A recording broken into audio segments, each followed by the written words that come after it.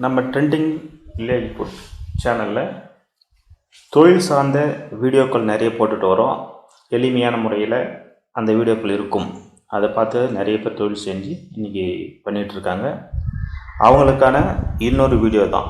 நீங்கள் இந்த மிஷின் பார்க்கும்போது பார்த்தீங்கன்னாவே தெரியும், இது வந்து கம்ப்யூட்டர் சாம்பிராணி செய்கிற மேனுவல் மிஷின் தான். இந்த மிஷின் வச்சு நிறைய பேர் வச்சுருப்பீங்க. இந்த மிஷினை பயன்படுத்தி இன்னொரு தொழில் உங்களுக்கு கற்றுத்தர போகிறேன். அது என்னென்னா சேம்பர், அதாவது கற்பூர வில்லை தயாரிப்பு. எளிய முறையில் இந்த மிஷினை பயன்படுத்தி கற்பூர வில்லைகளை நீங்கள் செஞ்சுக்கலாம். அதே சமயத்தில் நீங்கள் கம்ப்யூட்டர் சாம்பிராணி எடுத்துகிட்டு கடைகளுக்கு மார்க்கெட்டிங் போகும்போதே அது கூடவே இதில் செஞ்சு கற்பூரத்தையும் கூடவே நீங்கள் விற்பனை செஞ்சுக்கலாம். இத்தகைய எளிமையான தொழிலை ஒரு மிஷினை பயன்படுத்தி 2 தொழில் எப்படி எளிமையாக செய்யறதுன்னு இப்போ உங்களுக்கு சொல்லித்தரப்போகிறேன். அதுக்கு முன்னாடி நம்ம சேனலை சப்ஸ்கிரைப் பண்ணாதவங்க சப்ஸ்கிரைப் பண்ணிவிடுங்க.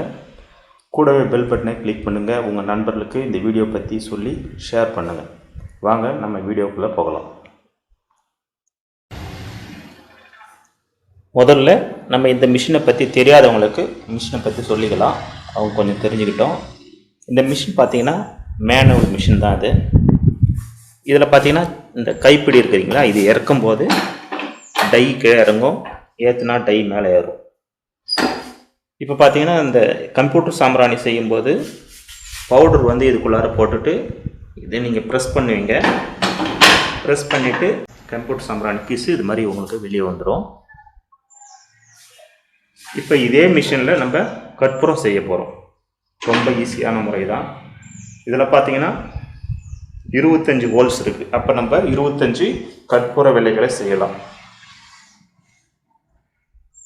நம்ம அதுக்கு முன்னாடி கற்பூர பவுடர், சாம்பர் பவுடர் இதுதான். கிலோ பார்த்திங்கன்னா 1500 200 அது மாதிரி இப்போ இன்றைக்கி ரேட்டு விற்கிது. இது வந்து குறைஞ்சது 30 கிலோ 20 கிலோ பையாக தான் வரும், லூஸில் கிடைக்காது. இது மாதிரி வாங்கி நீங்கள் செஞ்சுக்கலாம். இப்போ கற்பூர வில்லை எப்படி செய்யறதுன்னு பார்க்கலாம்.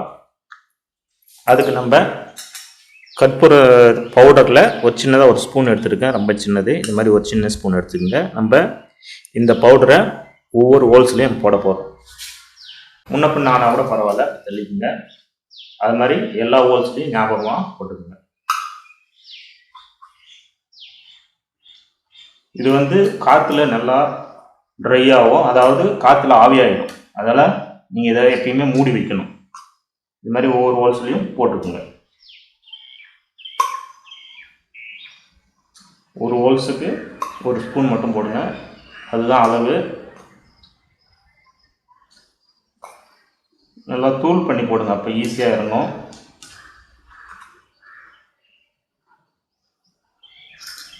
இது மாதிரி நம்ம எல்லா ஹோல்ஸ்லையும் போட்டுக்கலாம். இப்போ பார்த்தீங்கன்னா இப்போ நம்ம எல்லா ஹோல்ஸ்லையும் இந்த பவுடர் போட்டு முடிச்சிட்டோம். எல்லாத்தையும் போட்டு மீதி இருக்கிறத அப்படி நீங்கள் தொடச்சி விட்டுங்க. இருக்கிற இந்த தூளெல்லாம் இதுக்குள்ளாரி தள்ளிடுங்க. இப்போ நம்ம பவுடர் ஆட் பண்ணியாச்சு உள்ள. ஒவ்வொரு ஹோல்ஸ்லையும் நம்ம பவுடர் போட்டுட்டோம். இப்போ வந்து இந்த ஹேண்டில் பிடிச்சி இந்த டையை உள்ளே இறக்குறோம். இந்த சுற்றினீங்கன்னா உள்ளே இறங்கிட்டு ஒரு அழுத்துங்க. அவ்வளோதான், ஒரு அழுத்தினீங்கன்னா போதுமானது. இப்போ வந்து கொஞ்சம் லேசாக மேலே ஏற்றிக்கணும். மேலே ஏற்றிட்டு இந்த ட்ரே வந்து வெளியே எடுக்கணும். நீங்கள் கொஞ்சம் ஆட்டி எடுத்தீங்கன்னா வெளியே வந்துடும். ஓகே, வந்துடுச்சு.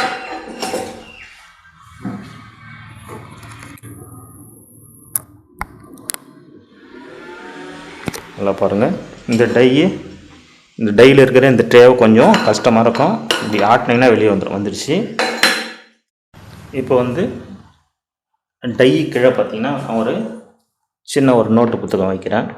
வச்சுட்டு நம்ம அந்த ஹேண்டில் மறுபடியும் கீழே இறக்குறோம். நல்லா அழுத்துங்க.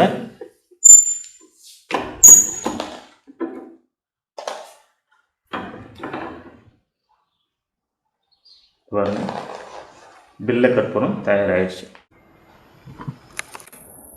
இது மாதிரி பில்லை கற்பூரம் உங்களுக்கு தயாராகிடுச்சு. நீங்கள் உள்ளே போடுற அளவு குறைச்சிங்கன்னா அதோட அளவு சைஸ் குறைச்சிக்கலாம். உங்களுக்கு எப்படி கட்டுப்படி ஆகுதோ அதுக்கேற்ற மாதிரி செஞ்சுக்கலாம். நீங்கள் எளிமையான தொழில், ஒரே மிஷினை வச்சு ரெண்டு தொழில் செய்யலாம். இப்போ கற்பூரம் தயாராகிடுச்சு. இதை நம்ம ஒரு பிளேட்டில் கொட்டிக்கலாம்.